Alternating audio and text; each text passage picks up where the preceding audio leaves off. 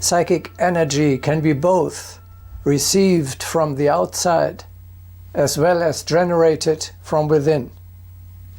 Let us start with a generation from within. You need to train your psychic energy through regular exercise.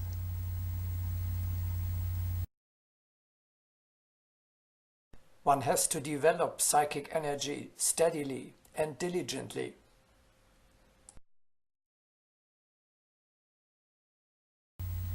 You must continuously strengthen and refine it.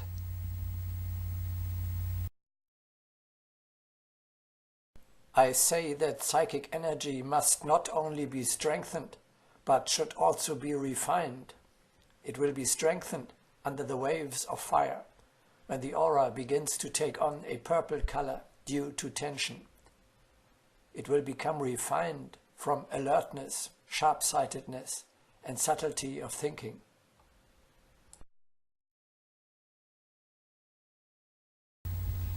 Regarding physical force is true. If you do not use a muscle, it slackens. Likewise, your psychic energy vanishes if you do not make use of it. So you strengthen your psychic energy by applying it.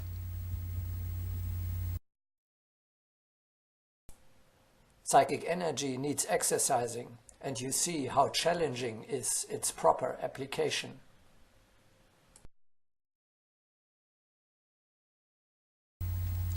Your psychic energy is not consumed, but on the contrary increased by hard work.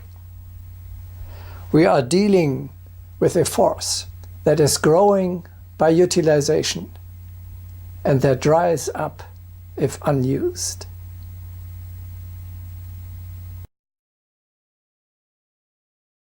Exercising the energy is useful. Each testing awakens in it a new quality. It needs exercising as does all that exists. Each energy must be tested in action. Even muscles must be exercised. Thus people can continually awaken forces dormant in themselves. One should understand such an awakening as the duty of man before the higher worlds.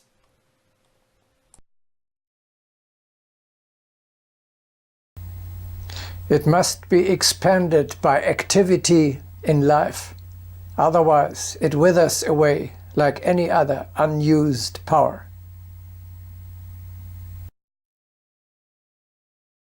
We can see to what extent psychic energy is degenerating. It is not brought into action and therefore slumbers, and since there is no friction to call forth the fire, it loses its fieriness.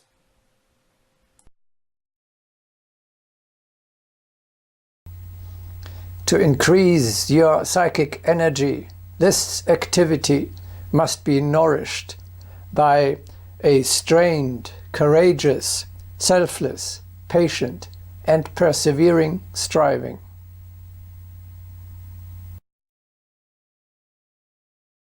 Psychic energy can be accumulated through consciousness, self-sacrifice, and achievement.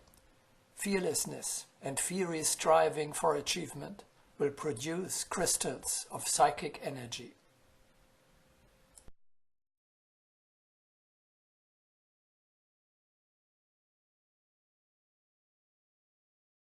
The store of psychic energy is inexhaustible, and during spiritual strivings its strength is multiplied. At the time of spiritual aspiration, this energy becomes a constructive impulse for new supplies. The source becomes exhausted only when it is not supported by conscious striving.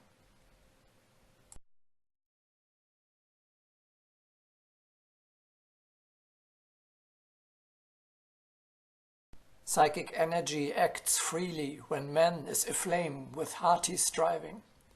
The yardstick of psychic energy is pure striving. Not magic, but pure human striving will produce a marvelous world.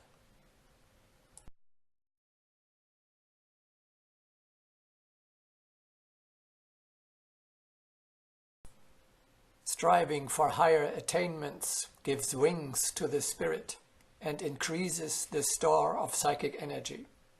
Of course, the flame-like psychic energy is in need of actual application. Therefore, fiery aspiration appears as such a powerful accumulator of psychic energy.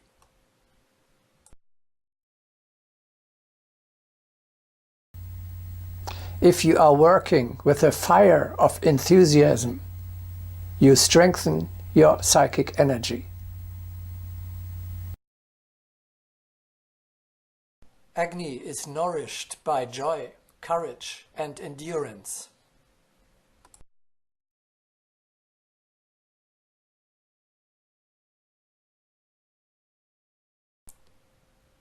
Every manifestation of enthusiasm precipitates a particle of the treasure of psychic energy. Thus, enthusiasm will be the shortest way to the accumulation of psychic energy. Learn to accumulate energy through joy.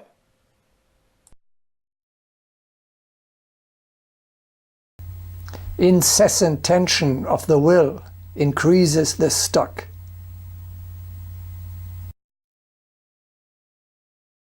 Psychic energy is particularly intensified by the fire of the spirit. Tension of the will multiplies the supply and the forces of psychic energy.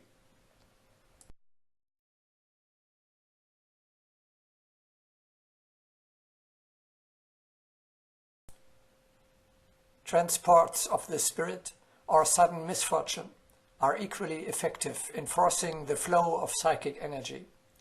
Through daring of the spirit, psychic energy can burst forth as a powerful flame, forming, as it were, a shield against encroaching evil. One can take exercises in these concentrations of psychic energy and find that the tensed will is able to increase the store of it.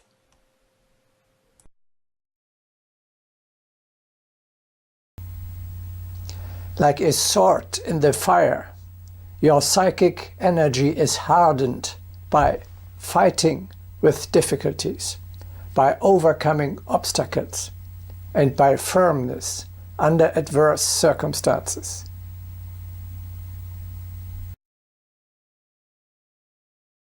The forging of a sword in the flame under the hammer's blow is the best illustration of the strengthening of one's psychic energy.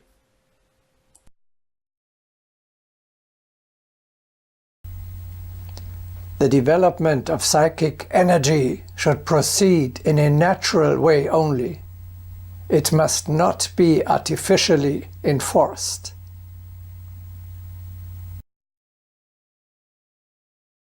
Everything coercive and artificial is contrary to the fundamentals of existence. The more naturally the fire is kindled, the more beneficial it is. We do not approve of artificial or mechanical methods of achievement. All the best things come naturally.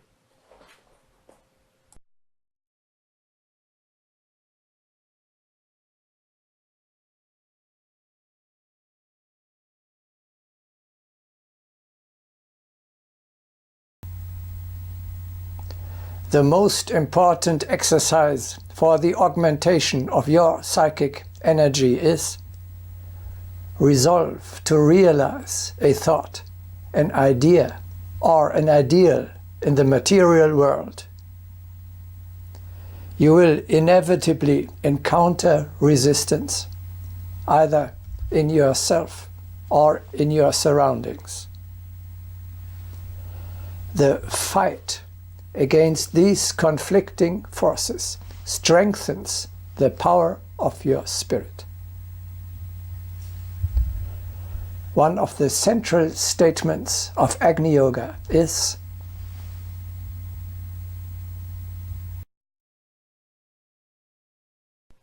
every applied thought will bring growth to the spirit.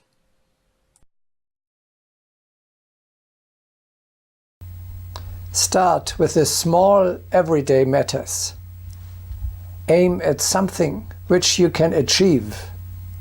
For example, reducing your weight by 500 grams only in a week, to confine a bad habit a little bit, to maintain your joy of being for some hours, not to allow negative thoughts for some time, and the like.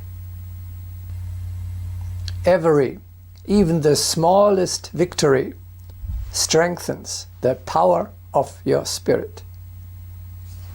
Later, you can use the same spiritual force that you have built up in the fight against yourself in order to enforce changes in the external world.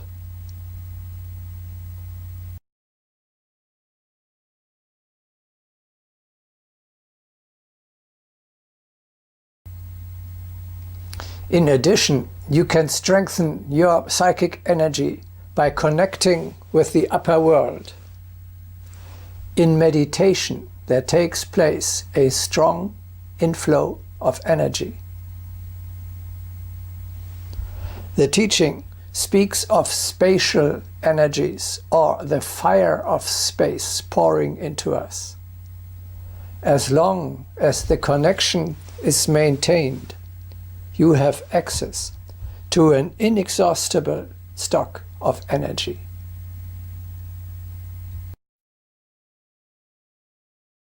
It is correct to assume the inexhaustibility of psychic energy. The store, reasonably used, is replenished immediately from the treasury of cosmos. It is good to emit psychic energy.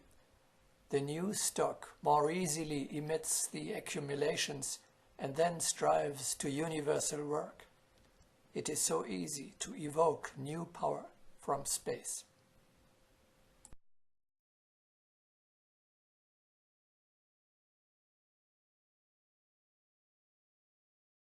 In communion with hierarchy, the strength will be promptly renewed and an inexhaustible supply of energy be produced.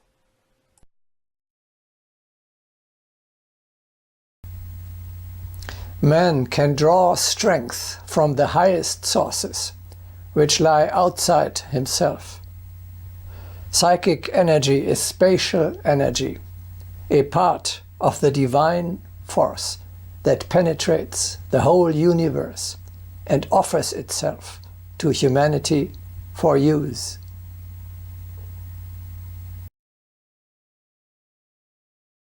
Psychic energy gives fiery evidence of the influx of the fires of space.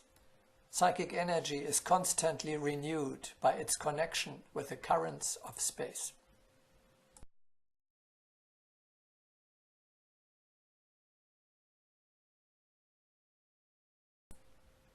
Even the highest beings must be filled with spirit in order to act. The expression "be filled" is quite precise, for, indeed, one needs to be filled. This means filling oneself with an abundance of the Spirit. But does this not also mean that we must enter into contact with the hierarchy? Only by drawing the Spirit from the highest source do we receive renewal and intensification of the fiery energy.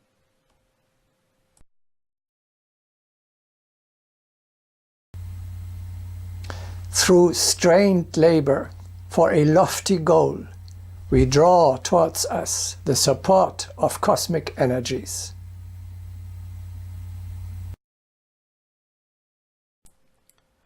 When one is mentally tensed, one attracts the spatial energy and thus can be particularly successful. People sometimes cannot understand why they are unable to use the energy that appears to assist everyone else. This is because they do not develop their thinking and fail to strengthen their magnet, thus depriving themselves of help from above.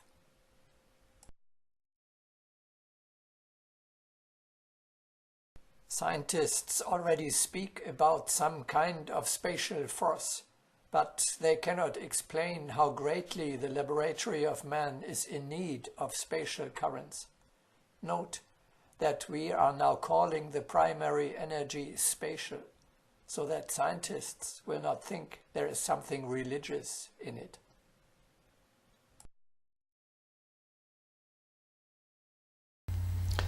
The connection with the Supreme, therefore, also means to take up spiritual nourishment and to strengthen our spiritual nature.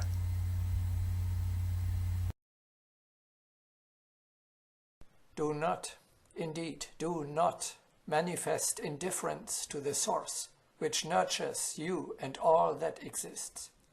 Ponder deeply, and you will see that the great spiritual warriors of humanity have nurtured their psychic energy by merging with the infinite.